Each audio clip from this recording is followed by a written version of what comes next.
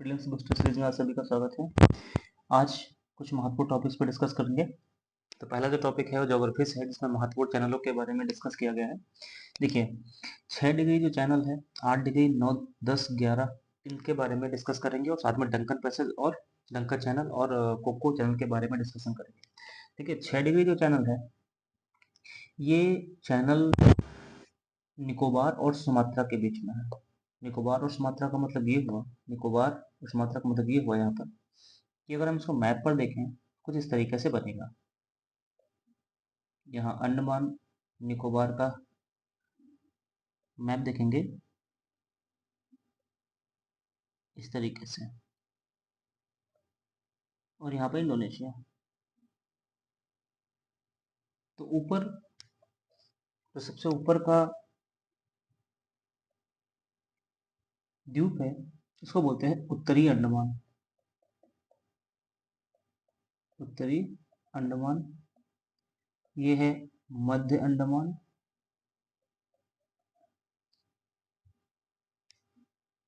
और इसके बाद ये है दक्षिणी अंडमान। साथ में यहाँ पर ये है ग्रेट निकोबार, ग्रेट निकोबार। ठीक है।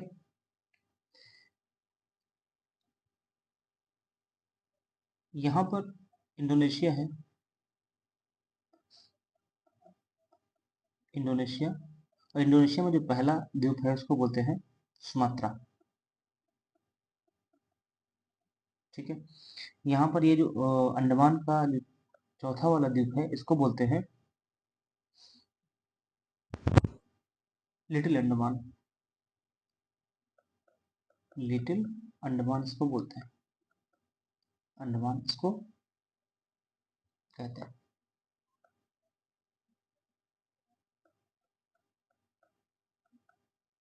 ठीक है।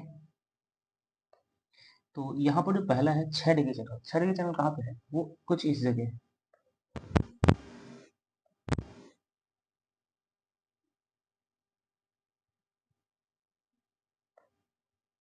यहाँ पे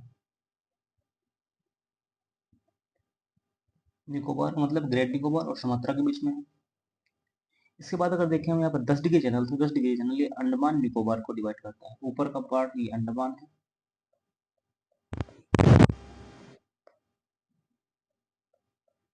अंडमान है, और नीचे का पार्ट है निकोबार है। तो अंडमान और निकोबार के बीच में 10 डिग्री चैनल है, 10 डिग्री नॉर्थ चैनल है, यहाँ पर 6 डिग्री नॉर्थ चैनल है। इसके बाद अगर देखें हम जो डंकन पैसेज है, वो डंकन पैसेज कहाँ पर है, डंकन पैसेज दक्षिण अंडमान और लिटिल अंडमान के बीच में है। ये है डंकन पैसेज। यहाँ पर डंकन चैनल बोल सकते हैं, पैसेज बोल सकते हैं। साथ में कोको चैनल अगर देखें तो ऊपर नॉर्थ में यहाँ पर म्यांमार है, यहाँ पर म्यांमार है, और इसी के पास में एक छोटा सा द्वीप है, आइलैंड है, इसको बोलते हैं कोको, इसको बोलते हैं कोको। तो यहीं पर है कोको चैनल, कोको चैनल। तो अंडमान निकोबार द्वीप समूह से जुड़े हुए कुछ चैनल हैं, जिसमें से एक है कोको चैनल जो कि म्यांमार और अंडमान के बीच में है। दूसरा है डंकन पैसेज जो कि दक्षिण अंडमान और लिटिल अंडमान के बीच में है। और इसके बाद 10 डिग्री चैनल है जो कि अंडमान निकोबार को अलग करता है। और साथ में 6 डिग्री जो उत्तरी चैनल है, ये अंडमान निकोबार और इंडोनेशिया के बीच है। अगर हम द्वीप के हिसाब से देखें तो ग्रेट निकोबार और सुमात्रा के बीच में है। तो ये हो गए आपके अंडमान निकोबार के कुछ चैनल थे। दूसरी चीज यहाँ पर है कि जो लक्षद्वीप है, देखिए लक्षद्वीप में सबसे इंपॉर्टेंट चीज ये है कि लक्षद्वीप, मालदीव और लक्षद्वीप के बीच में जो चैनल है उसका नाम है 6 degree channel, sorry 8 degree channel. यहाँ पर ये सब नॉर्थ है, नॉर्थ का मतलब उत्तरी। ध्यान रखिएगा, अगर एग्जाम में आता है तो नॉर्थ मतलब होगा उत्तरी यहाँ पर। तो 8 डिग्री जो चैनल है वो चैनल लक्षद्वीप और मालदीव के बीच में है। 9 डिग्री जो नॉर्थ चैनल है, उत्तरी चैनल है, ये मिनिकॉय और जो लक्षद्वीप के अन्य द्वीप हैं उनके बीच में है। और साथ में अगर हम देखें यहाँ पर जो 11 डिग्री है, तो 11 डिग्री चैनल है वो लक्षद्वीप में जो अमीनी और कन्नानूर है इसके बीच में है ये।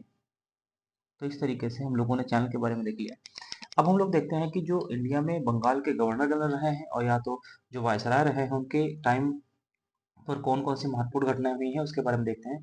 तो पहला है विलियम बेंटिंक।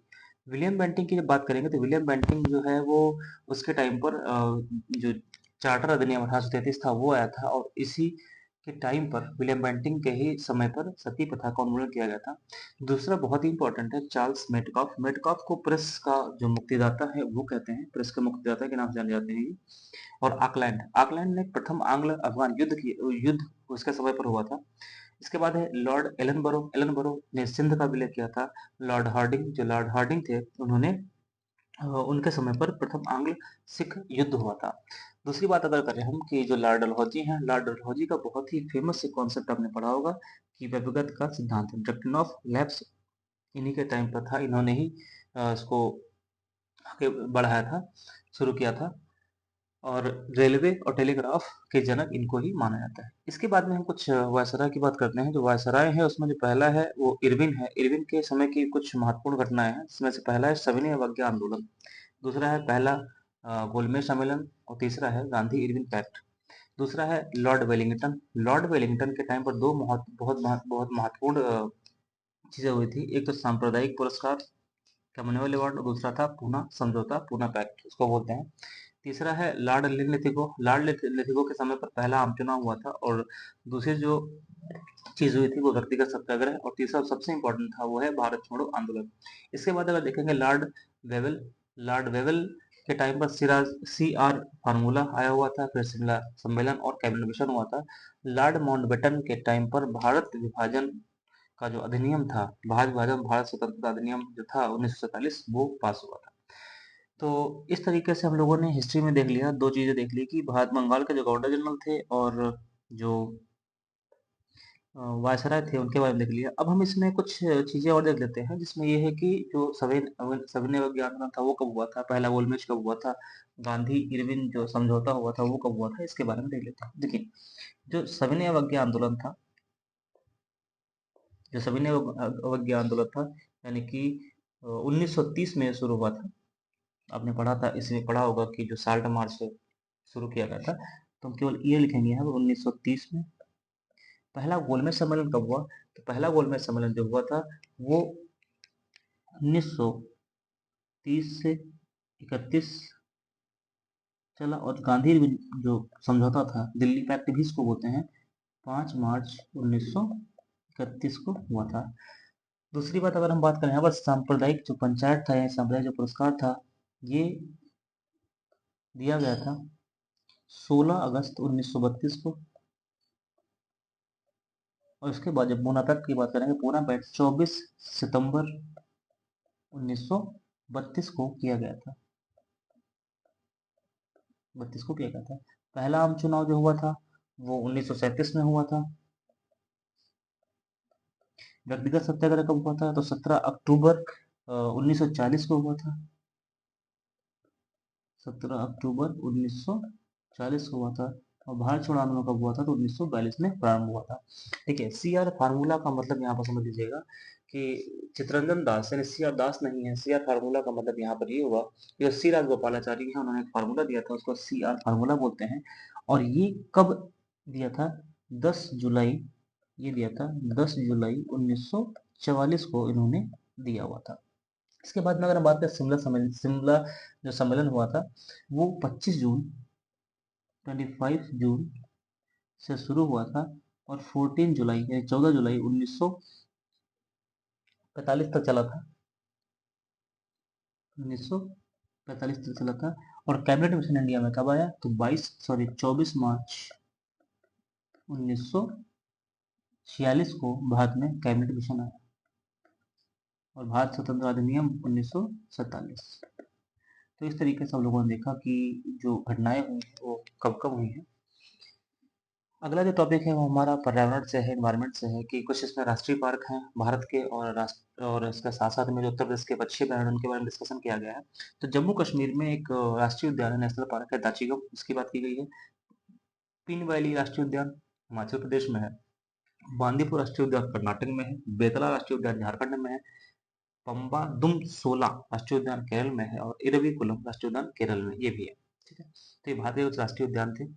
अब यहाँ पर आप बताइए कि भारत का पहला फर्स्ट नेशनल पार्क कौन सा है, पहला राष्ट्रीय उद्यान कौन सा है और कब बना?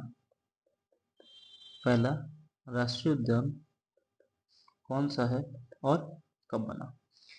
दूसरा टॉपिक यहाँ पर देखते हैं कि उत्तर प्रदेश के जो पक्षी अभयारण्य हैं उनके बारे में डिस्कशन होगा।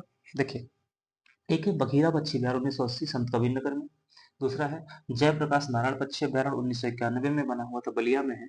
और लाख बहोसी पक्षी विहार सबसे बड़ा पक्षी विहार है उत्तर प्रदेश का, 1989 या 1989 में बना हुआ था, कन्नौज में है। एक है नवाबगंज पक्षी अभयारण्य, ये सबसे पुराना है, 1984 उन्नाव।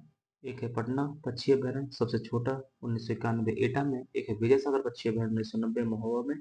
समसपुर पक्षी अभयारण्य 1987 रायबरेली में। एक है सांडी जो कि हरदोई में है, 1990 में। पार्वती आरगा पक्षी अभयारण्य 1987। तो इस वीडियो में हमने एक टॉपिक इसमें ज्योग्राफी का देख लिया है, एक टॉपिक इसमें हिस्ट्री का रहा है और एक टॉपिक जो है वो पर्यावरण का है। मिलते हैं कुछ और अगले महत्वपूर्ण अगले वीडियो में महत्वपूर्ण टॉपिक्स पे। बहुत बहुत धन्यवाद।